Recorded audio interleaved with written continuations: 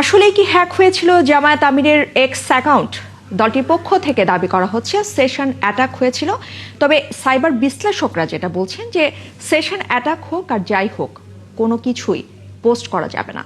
কিন্তু বাস্তবে দেখা গেছে জামায়াত আমিরের অ্যাকাউন্ট থেকে বেশ গুছিয়ে কিন্তু এই ধরনের আপত্তিকর একটা মন্তব্য করা হয়েছে। কিন্তু কিভাবে এটি সম্ভব হলো? এত বড় একজন নেতার এক্স অ্যাকাউন্টে ন্যূনতম নিরাপত্তা বলয় কি থাকবে না? মৌলিক নানা প্রশ্নের জবাবও মেলেনি জামায়াতের দেয়া ব্যাখ্যায়। ওদিকে সামাজিক যোগাযোগ মাধ্যমে অনেকেই দাবি করছেন প্রতিপক্ষকে ঘায়েল করতেই হ্যাকিং এর নাটক তৈরি করেছে জামায়াত। তা সুবিস্তারিত দেখুন প্রতিবেদনে। জামাত আমির ডাক্তার শফিকুর রহমানের বক্তব্য বরাবরই ইতিবাচক, কিন্তু নারীদের নিয়ে গত শনিবার এক্স অ্যাকাউন্টে দেয়া পোস্টটি রীতিমতো বিস্মিত করেছে সবাইকে। ঘরের বাইরে বের হওয়া নারীরা পতিতার সমতুল্য এমন একটি দাবি তুলে ধরে পোস্ট করা হয়। তবে জামাতের পক্ষ থেকে জানানো হয় এই পোস্ট জামাতের আমির করেননি, তার এক্স অ্যাকাউন্ট হ্যাকড হয়েছিল।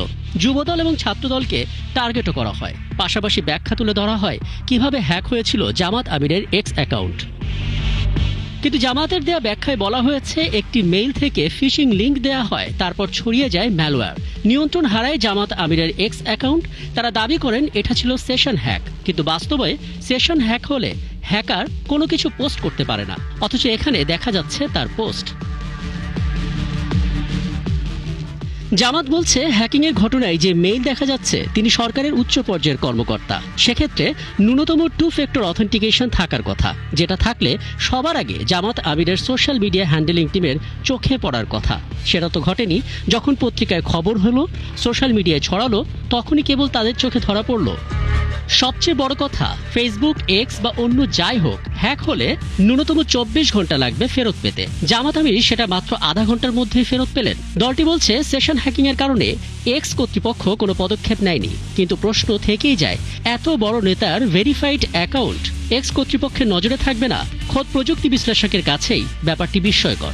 যারা দাবি করছেন যে এই অ্যাকাউন্টটি হ্যাক হয়েছে, সম্পূরক প্রমাণাদিও কিন্তু দেখতে হবে এবং যে সকল করসপন্ডিং উক্ত প্ল্যাটফর্মের সাথে রিকভারের সময় ছিল সেই আলামতগুলো না দেখা পর্যন্ত এই পারস্পরিক বিষয়গুলো কিন্তু একটু ধূম্রজাল তৈরি হচ্ছে এবং অনাস্থার একটি জায়গা তৈরি হচ্ছে। বলে রাখা প্রয়োজন, যখন হ্যাকিং এর ঘটনা ঘটে তখন জামাত আমিরের অ্যাকাউন্টটি পাকিস্তান থেকে পরিচালিত সার্ভারের ঠিকানা দেখা যায়। এসব বাস্তবতায় সামাজিক যোগাযোগ মাধ্যমে অনেকে দাবি করেছেন প্রতিপক্ষকে ঘায়েল করতেই হ্যাকিং এর নাটক তৈরি করেছে জামাত। রাকিব হাসান, ৭১, ঢাকা। দর্শক, জামায়াত আমিরের এক্স অ্যাকাউন্ট হ্যাকের বিষয়ে প্রযুক্তিগত বিষয়ে আরও তথ্য জানাতে আমাদের সাথে যুক্ত হচ্ছেন সাইবার নিরাপত্তা বিশ্লেষক তানভীর আহমেদ জোয়া। আমরা কথা বলছি তার সাথে। তানভীর, অনেকেই বলছেন এটি হ্যাক, আবার অনেকে বলছেন প্রযুক্তিগত কারসাজি।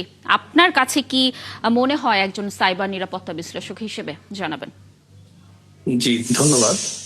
প্রথমত যে বিষয়টি বলতে চাইছি সেটা হচ্ছে যে এখানে একটা সরকারি ইমেলের অ্যাড্রেসের কথা দাবি করা হয়েছে।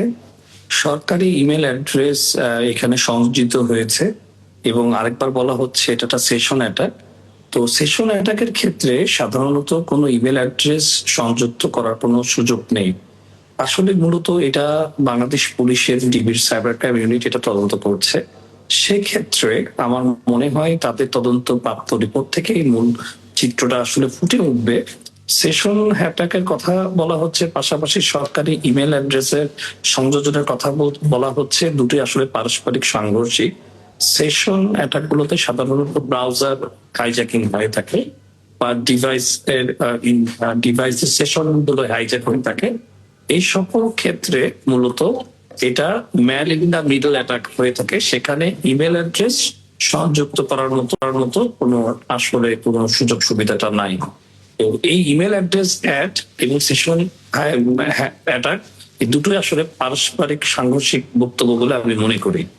দ্বিতীয় যে বিষয়টি হচ্ছে, যেহেতু এরকম একটি ঘটনা ঘটেছে, অ্যাকাউন্টটি যেহেতু বাইরের একটা আইপি থেকে নিয়ন্ত্রণ করা হচ্ছে, এরকম ডিজিটাল ফুটপ্রিন্ট পাওয়া গিয়েছে, সুতরাং আমাদের বাংলাদেশ পুলিশের সাইবার ক্রাইম ইউনিট যদি এক্স কর্তৃপক্ষের লিগ্যাল টিমের সাথে যোগাযোগ করে তাহলে মূল ঘটনাটি আসলে স্পষ্ট হবে বলে আমি মনে করি।